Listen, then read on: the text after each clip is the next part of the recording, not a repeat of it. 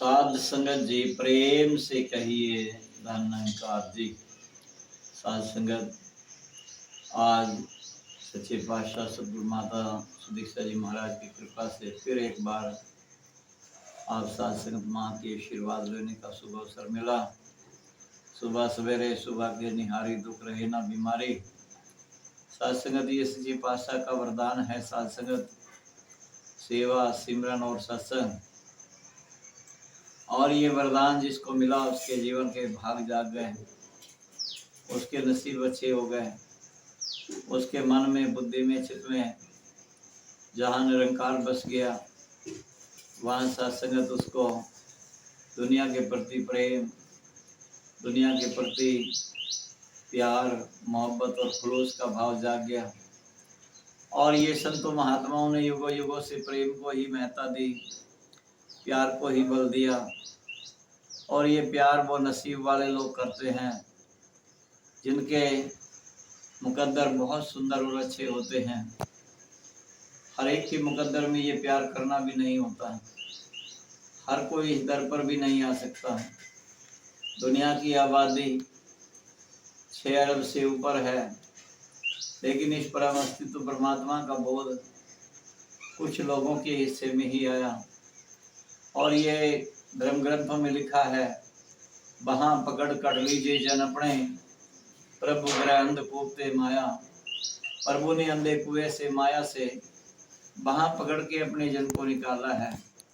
ये किसी के ऊपर ही नजरे करम कर लेते हैं, किसी किसी के ऊपर ये बख्शिश करम कर देते हैं।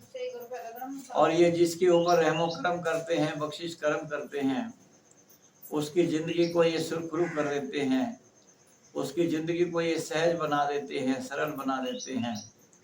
और वो एक जिंदगी उसकी चमक जाती है। दुनिया में जैसे भगत कबीर कहते, भक्ति करे पाताल में प्रकट भये आकाश, 3 काल भी ना छिपे कबीर हरि का दास। तो ये भक्ति का प्रभाव होता है। ये सतगुरु निरंकार परमात्मा ईश्वर जिसके जीवन में बस जाते हैं, उसकी जिंदगी को एक सुंदर, और ये सुंदरता जीवन में आती है। सतगुरु बाबा हरदेव सिंह जी कहते थे, युग सुंदर सदिया सुंदर कर मानव जीवन हो सुंदर। तो ये मानव जीवन को एक निखार देना पीरों पैगंबरों का, अवतारों का, वलियों का, नबियों का, सूफी संतों का एक आचरण रहा है, व्यवहार रहा है। और जितने भी हमारे पीर पुरुष है, अवतारी पुरुष है, संत महात्मा हैं, उन्होंने जीवन में आज तक जब जब भी धरती के ऊपर इस धरा पे आके आए हैं, तो उन्होंने केवल मानव मात्र को ही ऐसी शिक्षा प्रदान की है जिससे कि मनुष्य की जिंदगी में एक आनंद और आए, खुशी आए। मनुष्य के चेतन भी है और आनंद भी है, चेतन भी है और सत्संगत सहज भी है, लेकिन इसमें आनंद नहीं है। और चेतन सद भी है, चित्त भी है, सदा से है, चेतन भी है, लेकिन आनंद नहीं है। और आनंद का स्वरूप है अगर कहीं, आनंद का स्रोत है अगर कहीं, तो ये निराकार ईश्वर है, परमात्मा है। और ये सब आनंद है, सब भोग भोगता है, फिर भी उससे रहित रहता है। आनंद रहित सकल रस भोगी, और वक्ता बिन बाणी बढ़ जोगी। हर घट में आके ये स्वयं बोलता है, हर घट मेरा साइया सुनी से ना कोई, बलिहारी उस घट तो जिस घट पर घट होए। ये किसी भी घट में बैठ के बोल जाता है, किसी भी घट को चुन लेता है, किसी भी घट से अपनी बात कहलवा देता है, किसी भी शरीर से अपना काम ले लेता है। जब कहीं मनुष्य को अहंकार हो जाता है कि मैं ही एक ऐसा हूँ जो प्रभु की भक्ति करता हूँ, मैं ही एक ऐसा हूँ जो सर्वश्रेष्ठ हूँ, मैं ही एक ऐसा हूँ कि मेरे जैसा कोई नहीं है, तो ये परम अस्तित्व परमात्मा इतिहास गवाह है। भगवान श्री राम के टाइम में, समय में, इसने जंगल के उन लोगों से, उन जीवों से काम लिया जिन जीवों को लोग ऐसा समझते थे कि ये कुछ नहीं है। वानर जाति, वानर जाति के वीर पुरुष हनुमान, जिन्होंने इनका काम किया, इन्होंने ऐसे ऐसे जीवों से, ऐसे ऐसे लोगों से काम ले लिया। इन्होंने राजे महाराजाओं को नहीं पूछा कि तुम मेरे पास आओ, तुम मेरे काम को करो। इनको तो केवल भाव चाहिए, प्रेम चाहिए, श्रद्धा चाहिए, आस्था चाहिए, जिज्ञासा चाहिए, समर्पण चाहिए, त्याग चाहिए, और वो त्याग वाले लोग मिल गए इनको। अगर कहीं हम द्वापर की बात करते तो भगवान कृष्ण जब उनकी कोई बात नहीं सुनता, उनके परिवार वाले, समाज वाले, रिश्तेदार, मामा, उनको कोई कुछ समझता नहीं है, तो जंगल के जानवरों से, गांव से, बछड़ों से अपनी बांसुरी की आवाज सुनाते हैं। जंगल के जानवर इकट्ठे होके आ जाते हैं। तो ये प्रभु परमात्मा ईश्वर ये कहीं भी कुछ भी कभी भी कैसा भी कर सकते हैं। मैंने ऐसा पढ़ा, हजरत इब्राहिम अलैहिस्सलाम के बारे में पढ़ा मैंने। एक नमरूद नाम का बादशाह कह रहा है, इब्राहिम तेरे खुदा के पास क्या कहीं मच्छरों की फौज है? क्या कर लेगा तेरा खुदा? मैं कुछ भी कर सकता हूँ, मेरा कोई कुछ नहीं बिगाड़ सकता, मेरी हुकूमत है चारों तरफ, देख तो क्या कर लेगा मेरा तेरा खुदा, क्या कर लेगा? कहीं उसके पास मच्छरों की फौज है क्या? तो ये परम अस्तित्व परमात्मा, ये ईश्वर, ये खुदा इब्राहिम से कहता है, इब्राहिम इसको कह दो कि मच्छर ही आ रहे लड़ने के लिए।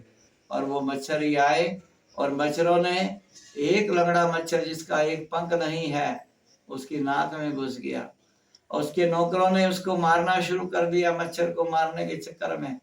और किसी नौकर का गुस्सा इतना तेज हो गया, इतना ज्यादा हो गया कि उसने उसके सिर में जोर से मार दिया, मर गया, एक मच्छर के कारण ही मर गया।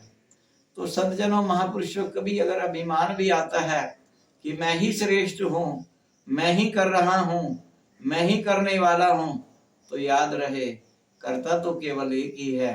ये करता है सारे जग का, कण कण भीतर वास करे, उसको निकट दिखाई पड़ता जो सतगुरु पर विश्वास करे।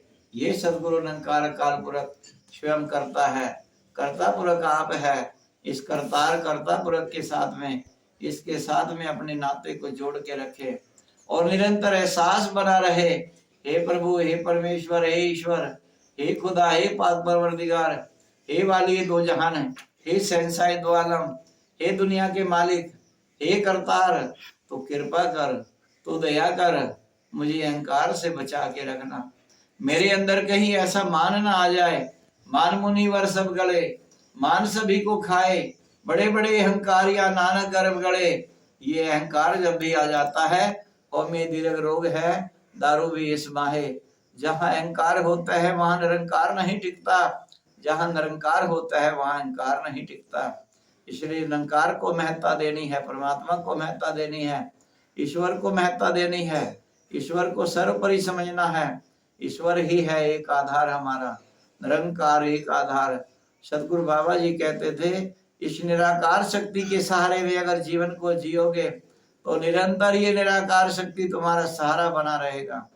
कई बार बाबा अवतार सिंह जी के वो वचन याद आते हैं, किश्ती में बैठे हो, किश्ती वालों को अगर पूछते हो तुम्हारी जाति क्या है, तुम्हारा धर्म क्या है, तुम्हारा गोत्र क्या है, तुम्हारा संप्रदाय क्या है, तुम कितने पढ़े लिखे हो, तो निश्चित रूप से मूर्खता कर रहे हो।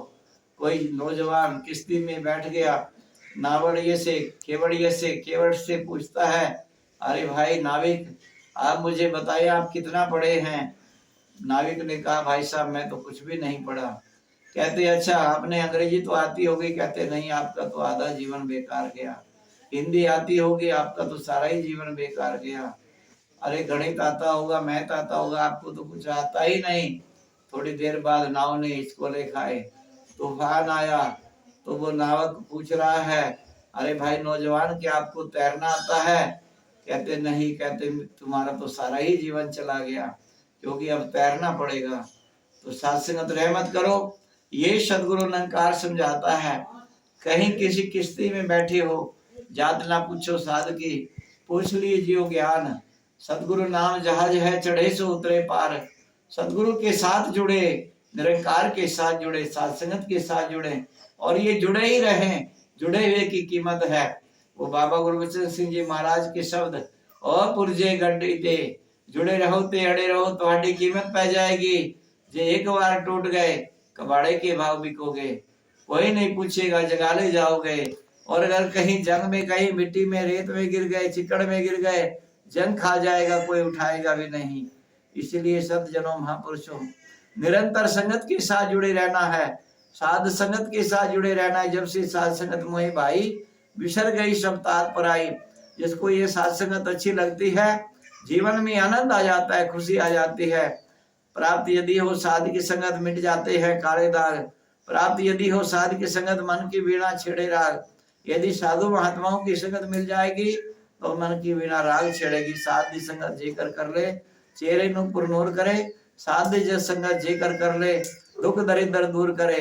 तो साधु एक असगाह सागर होता है, अथाह सागर होता है।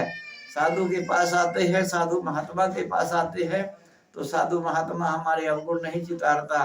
गुण अवगुण किछु ना विचारियो बख्श लियो खिन माही। तो ऐसी साध संगत के साथ जुड़े रहना है, निरंकार के